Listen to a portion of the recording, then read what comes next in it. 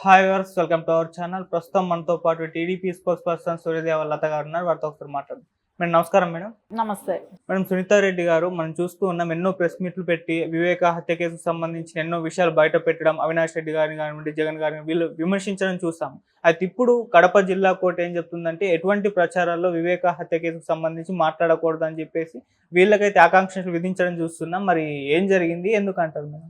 ఇప్పుడు ఏదేమైనా తనకైతే కష్టంగానే అనిపిస్తుంది సునీత గారికి.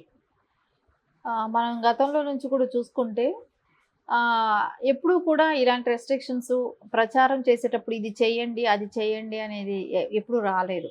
కానీ మొన్న ఈసీ కూడా ఏం చెప్పింది, నారా చంద్రబాబు నాయుడు గారిని దూషించడమే కానివ్వండి, కొట్టండి, చంపండి, నరకండి, కాల్చేయండి, ఇలాంటి మాటలన్నీ కూడా మాట్లాడినప్పుడు కూడా జగన్మోహన్ రెడ్డి తర్వాత ఆయన ఈసీ మందలించడం జరిగినప్పుడు కూడా మళ్ళీ తిప్పి వాళ్ళు మాట్లాడుతున్నా కూడా ఎక్కడ చర్యలు తీసుకోవట్లేదు. సో మనకు అది స్పష్టంగా కనపడుతుంది. కానీ జరిగిన ఇన్సిడెంట్ గురించి వాళ్ళు పోరాడుతుంటే సో దాన్ని మాట్లాడకండి అని చెప్పటం అంటే ఆ జిల్లాలో ఉన్న నా వైసీపీ నాయకుడి చేత కేసు వేయించటం. సో దానిలో ఎవరెవరు పేర్లు పెట్టారని అంటే షర్మిల గారు, సునీత గారు, చంద్రబాబు నాయుడు గారు, లోకేష్ గారు, పవన్ కళ్యాణ్ గారు, పురంధరేశ్వరి గారు, బీటెక్ రవి గారు. సో వీళ్ళ పేర్లు పెట్టి వీళ్ళు పలుమార్లు ఆ వివేకానంద రెడ్డి గారి హత్య గురించి ప్రస్తావిస్తున్నారు. వీళ్ళు బహిరంగ సభల్లో మాట్లాడుతున్నారు, మాట్లాడకూడదు అని వాళ్ళు కోర్టుకు వెళ్ళటం జరిగింది. సో కోర్టు కూడా వాళ్ళకి ఫేవర్గానే ఇచ్చింది కాబట్టి దీన్ని హైకోర్టుకి అప్పీల్ చేసుకునే అవకాశం ఉంది కాబట్టి ఖచ్చితంగా హైకోర్టుకి వెళ్తారు. కానీ నెక్స్ట్ వాయిదా కూడా ఉంది, దానికి 30వ తారీఖుకి వాయిదా ఉందని ఇచ్చారు. అంటే ఆ వాయిదా అంటే మళ్ళీ నెక్స్ట్ దాన్ని ఎందుకు వాయిదా పొడిగించారో కూడా తెలియట్లేదు. కానీ హైకోర్టులో ఎలాంటి న్యాయం వస్తుందో తెలియదు. కానీ నాకు తెలిసిన ఉన్న అవగాహన బట్టి అంటే జరిగిన ఇన్సిడెంటేగా చెప్తున్నారు. ఇప్పుడు సునీత గారే కానీ, షర్మిల గారే కానీ, వీళ్ళ చంద్రబాబు నాయుడు ఎవరైనా సరే ప్రజలందరూ కూడా మాట్లాడుతున్నారు. ఇప్పుడు వీళ్ళ ఆరుగురు కాదు కదా, ప్రజలందరూ దృష్టిలో ఉన్న డిస్కషన్ అది. సో దాన్ని ఎవరు మర్చిపోలేని విషయం.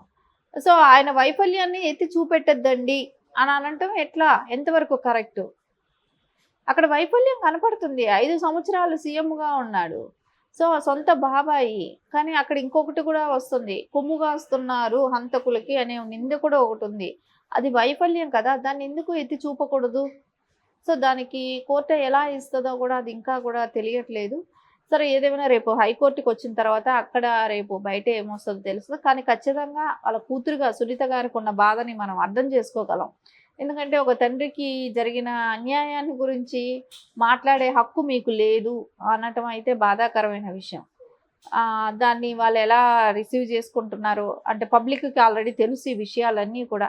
సరే తను వెళ్ళిన చోట డెఫినెట్గా ఎవరింటికైనా వెళ్ళినప్పుడు ఈ డిస్కషన్స్ వస్తాయి, ఇంట్లోకి వెళ్ళినప్పుడు. అందుకే నేను రాలేకపోతున్నాను, మిమ్మల్ని అందరినీ కలవలేకపోతున్నాను అని.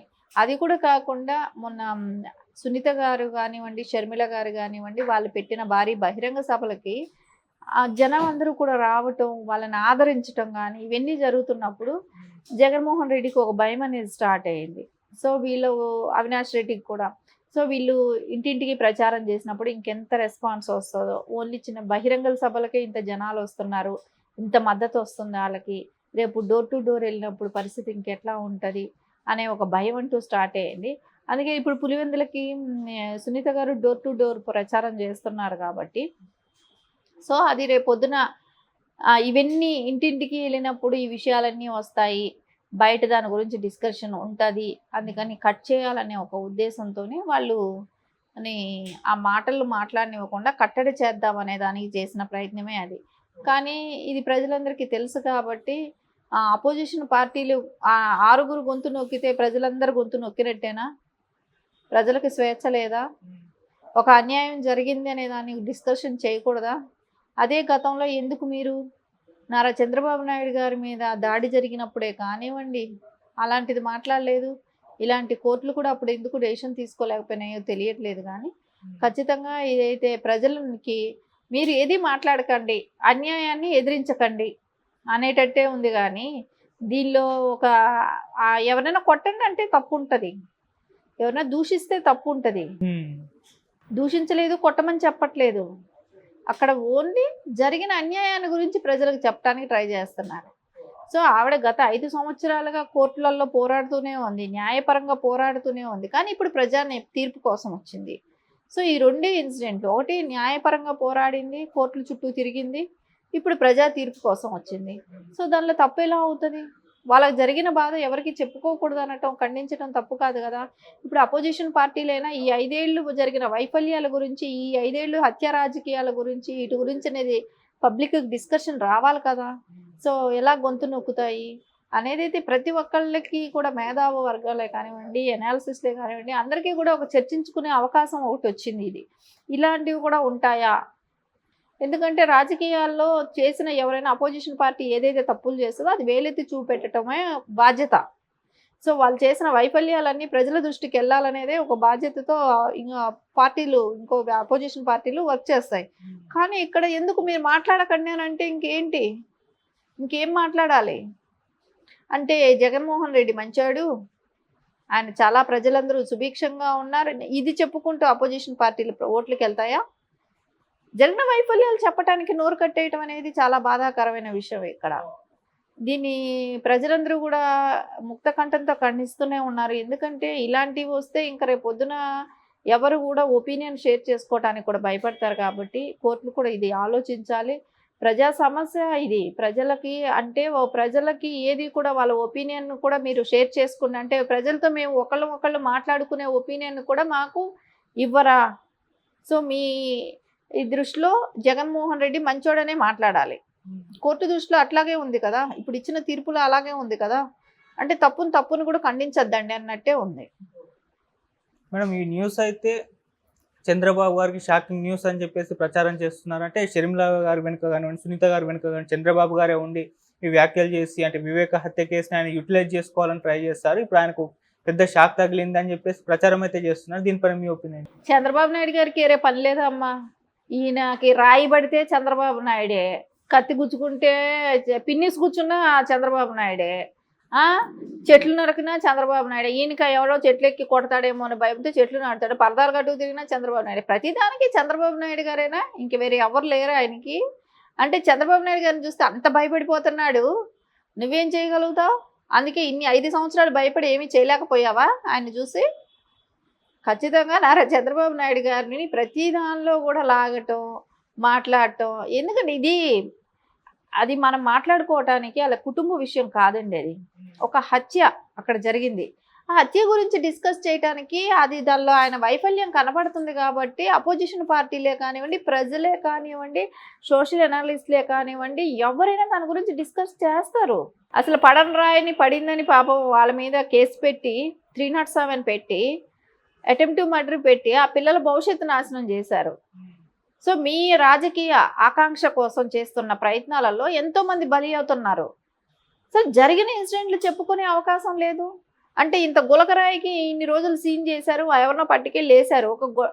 ఇప్పుడు చెప్పకూడదు అంటున్నారు కాబట్టి చెప్పలేకపోతున్నాం. కానీ అంత పెద్ద ఇన్సిడెంట్కి ఎవరిని పట్టుకుపోయి వేశారు? ఏం జరిగింది? గులకరాయికి జరిగిన ఇన్సిడెంట్కిను అంత పెద్ద ఇన్సిడెంట్కి చాలా తేడా ఉంది కదా. ఎందుకు చేయలేకపోయింది అనేది క్వశ్చన్ చేయరా? ప్రభుత్వ వైఫల్యం కనపడుతుంది కదా. అడగాల్సిన బాధ్యత అపోజిషన్ పార్టీలకే కానీ, అనాలిసిస్ట్లకే కానీ అందరికీ ఉంది కదా. ఈ సమాజంలో అందరూ వెలుగెత్తి చాటాల్సిన అంశమే కదా అది. ఎందుకు నోరు మూస్తున్నారు? దీని మూలాన ఎవరు లబ్ధి చేకూరాలనుకుంటున్నారు? ఖచ్చితంగా ప్రజలందరికీ కూడా స్వేచ్ఛ అవసరం. అపోజిషన్ పార్టీలకైనా ఎవరికైనా కూడా తప్పును ఖండించాల్సిన అవసరం కూడా కనపడుతుంది. కాబట్టి ఈ ఎలక్షన్ క్యాంపెయిన్లో అందరికీ స్వేచ్ఛ అనేది ఇంపార్టెంట్. కాబట్టి అంటే ఒకళ్ళని దూషించటమో, వాళ్ళని చంపండి కొట్టండి అని ప్రేరేపించటమో తప్పు. అలాంటి వాటి మీద యాక్షన్ తీసుకోండి. సో ఎవరి మీదైనా అటాక్ చేస్తే తప్పు, దాని మీద యాక్షన్ తీసుకోవాలి. అంతేగాని జరిగిన ఇన్సిడెంట్లు, వైఫల్యాల గురించి ఎత్తి చూపితే రేపు పొద్దున అంటాము ఏదో అమరావతి 3 రాజధానులు చేశారు, దాన్ని ఇప్పటి వరకు దాని మూలాన మహిళలను అందరిని ఇబ్బంది పెట్టారంటే ఆ టాపిక్ మాట్లాడకండి అని రేపు దానికి కూడా స్టే చేస్తారా? అట్లాగే ఉంది. ఆ టాపిక్ కూడా మాట్లాడద్దండి అని చెప్పి స్టే తెచ్చేటట్టున్నారు. అంటే వైఫల్యాల గురించి మాట్లాడకూడదా? ఇది ఎక్కడ న్యాయం? అంటే ప్రతిదానికి వీళ్ళు ఈ టాపిక్ అంటే వీళ్ళు చెప్పిన వైసీపీ ఏదైతే టాపిక్ ఇస్తుందో దాని గురించే మాట్లాడాలి అపోజిషన్. టాపిక్స్ ఇంకా వాళ్ళంతటా వాళ్ళకి మాట్లాడుకునే స్వేచ్ఛ లేదా? జరిగిన వైఫల్యాలే కానివ్వండి, సొసైటీలో జరిగే అక్రమాలే కానివ్వండి, ఖండించే ఈ బాధ్యత అపోజిషన్కి ఉంటుంది. కాబట్టి అపోజిషన్కి అందరికీ ఉంటుంది. సో ఎవరైనా ఖండించే ఇది ఉంటుంది. కాబట్టి ఖచ్చితంగా అవకాశం కోర్టులు కూడా కల్పించాలనే కోరుకుంటున్నాం. ఓకే. ఇప్పుడు సునీత గారు కూడా ఫైట్ చేస్తాను, హైకోర్టుకి వెళ్తాను ఈ డిసిజన్ పైన అంటున్నారు. మరి అక్కడైనా న్యాయం జరిగే ఛాన్స్ ఉందా? తప్పకుండా న్యాయం జరగాలి, జరుగుతుంది కూడా. ఎందుకంటే సమాజంలో ఇలాంటివి మేము చేసేది చేస్తాం, దాని గురించి మీరు మాట్లాడొద్దండి అని అంటే రేపొద్దున మనం ఈ ఇండియాలో బతకాల్సింది కూడా అవసరం లేదు. వేరే రాష్ట్రాలకో వేరే చోటుకి వేరే దేశాలకు వెళ్ళిపోవటమే. సో రేపొద్దున చేసేవాడు చేస్తూ ఉంటాడు, చంపేవాళ్ళు చంపేస్తూ ఉంటారు. రేపొద్దున దాని గురించి ఎవరు మాట్లాడకండి, మీరు డిస్కస్ చేయకండి అని అంటే ఎవడైనా దేశంలో ఉంటాడా? ఉండడు కదా. ఎవరికి మనకి ఇక్కడ స్వేచ్ఛ లేదు, సెక్యూరిటీ లేదు అనుకున్నప్పుడు మనం దేశం వదిలే వెళ్ళిపోవాల్సి వస్తుంది. ఖచ్చితంగా అయితే రేపొద్దున హైకోర్టులో అయితే తీర్పు ఫేవర్గానే వస్తుందని అనుకుంటున్నా. Okay madam, thank you so much madam. Thank you.